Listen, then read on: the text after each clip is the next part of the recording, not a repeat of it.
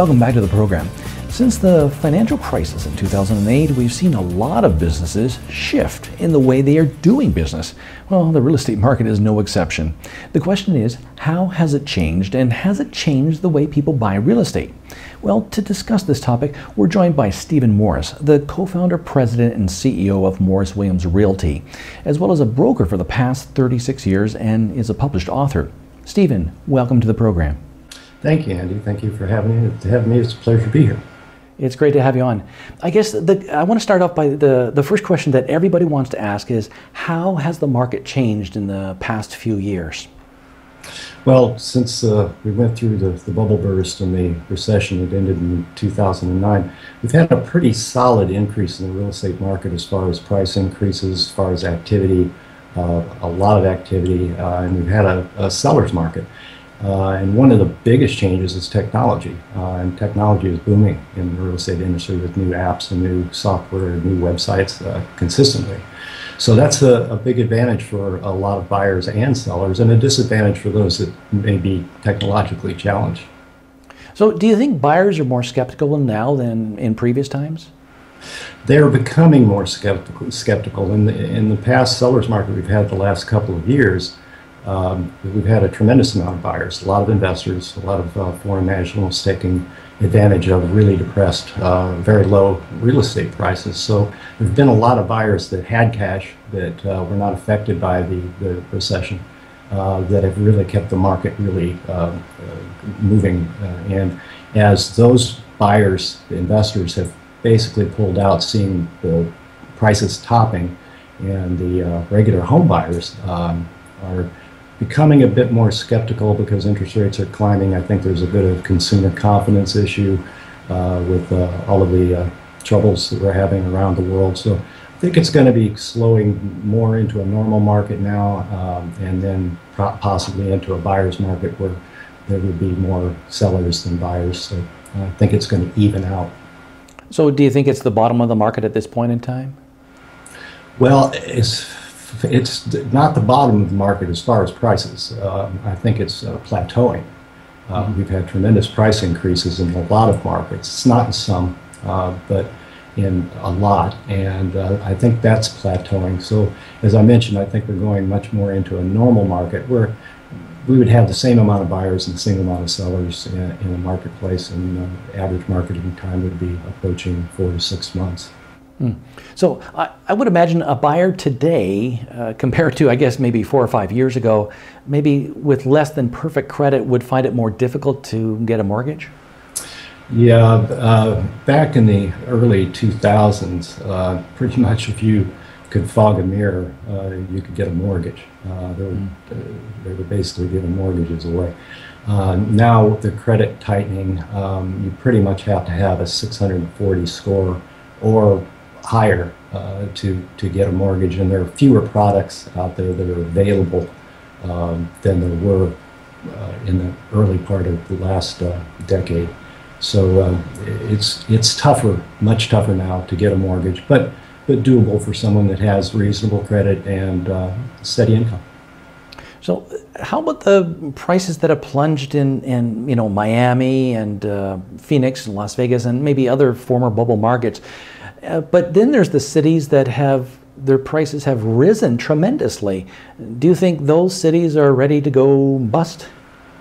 Well, again, I think we're going to see a plateau, and the cities that you mentioned are the ones that were hit hardest with the recession, and they had the highest degree of plunge in value, whereas other markets in the country didn't see as much. In Texas, and of course areas like Detroit, Michigan are still very depressed. So okay, but so why do you see that certain cities have it more difficult than other cities? Why is that? And other cities just keep going up? Well, typically, if you look across the country, it's probably the most desirable geographic areas. You know, you're talking about places like Las Vegas or Arizona, Phoenix, Arizona, California, Florida. You know, they're also vacation locations. So a lot of people see great value in that, especially when you talk about investors, foreign nationals. They're not necessarily going to buy someplace in Arkansas, but they're probably more likely to buy a condo in Miami. So I think it's just a matter of geographic desirability, just to the average person that sees those places as a nice place to own real estate. So, yeah, so what you're saying is basically the prices are really uneven across the board, across the U.S. itself. Absolutely. A 2,000 square foot house in some parts of Illinois, for instance, would sell for $40,000, and in other parts of California or Florida, you're talking 3, 4, 5 times that amount for the same basic house. Wow, that's amazing. So, do you see the interest rates rising from now, or what do you think? Yeah, I do think that they're going to be rising. They have risen somewhat. I mean, they're still in the 4s, so it's not outrageous at high, but they were in the 3s. And I think we'll continue to see an increase as the economy slowly recovers and the housing market slowly recovers. I think the Fed will do a good job, as they have done, in keeping rates low.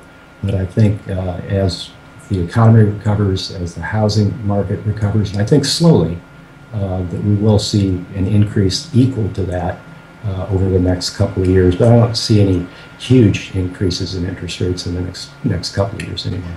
So I guess the other question, maybe some people, some skeptics may be thinking, is what if the market doesn't recover? What happens if there's another plunge in the pricing? Actually, I suppose it could happen. I haven't seen it in my 3.5 decades. Usually a cycle from a buyer's market to a seller's market, price increases and decreases. It's usually a 5 to 7 year cycle. And in the bubble burst, we really had a long one. It was maybe 8 or 9 years where continued increase in property values and so on. And we've just seen a couple of years of a lot of increase in value. And as I mentioned, I think we're going to see a plateau. So I think any downturn would be short-lived at this point. I don't really expect to see a lot of property value drops, though. I think we're going to continue to see a plateau in price and increases in prices. And then, again, more increases after we go through a normal market and buyer's market over the next couple of years. Okay.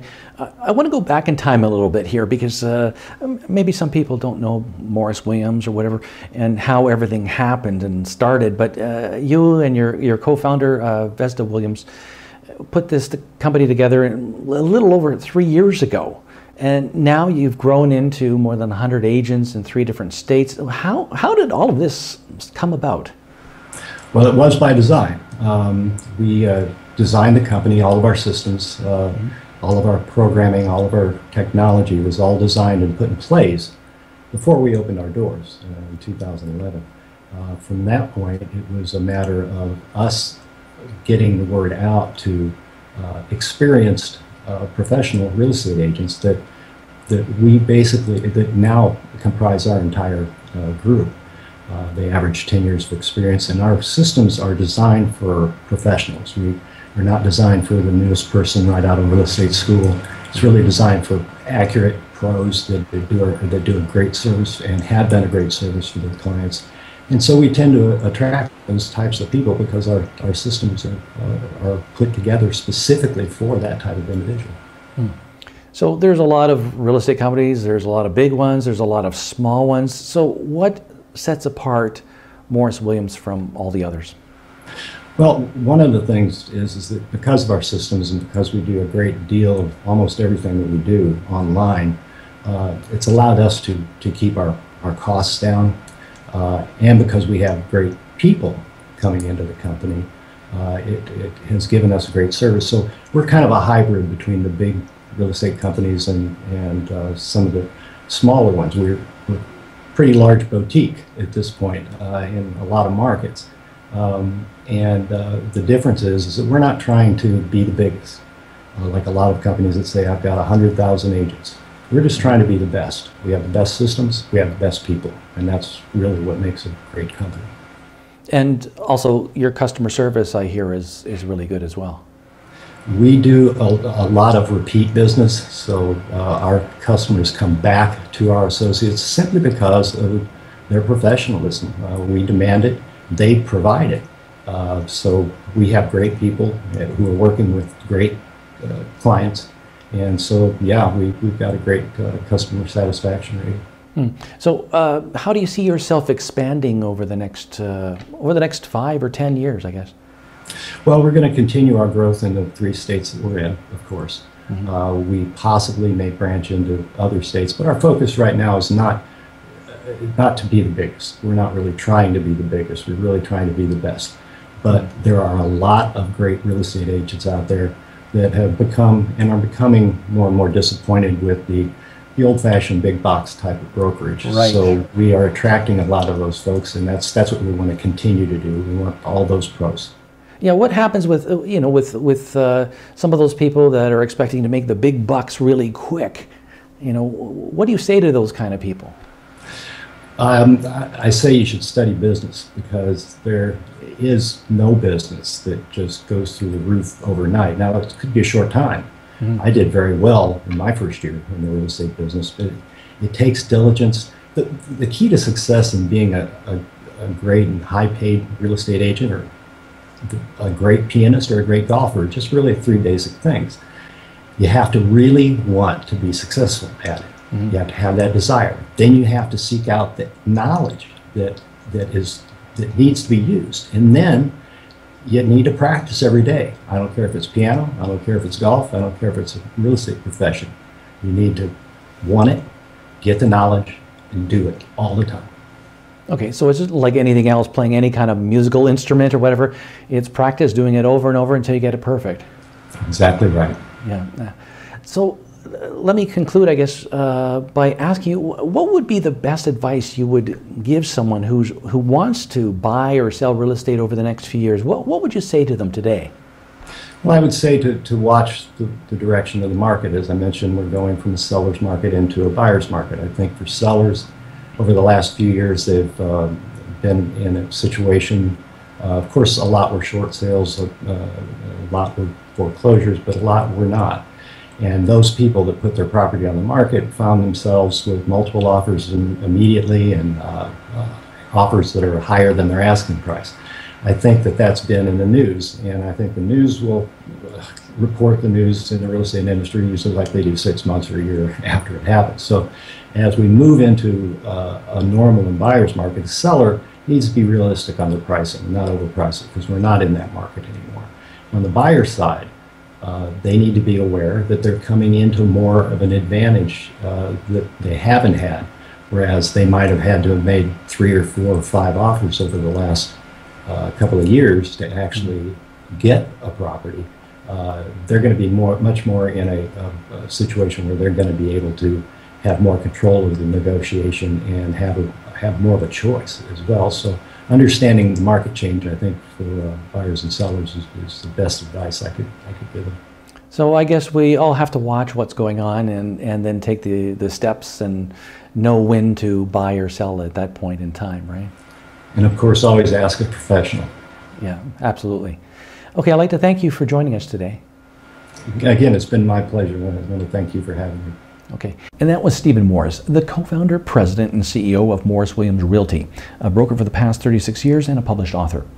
The real estate market really gets me going because everything is changing so quickly and we have to keep an eye on things. With that, we come to the end of our program, and we thank you for joining us. I'm Andy Zajac. See you next time.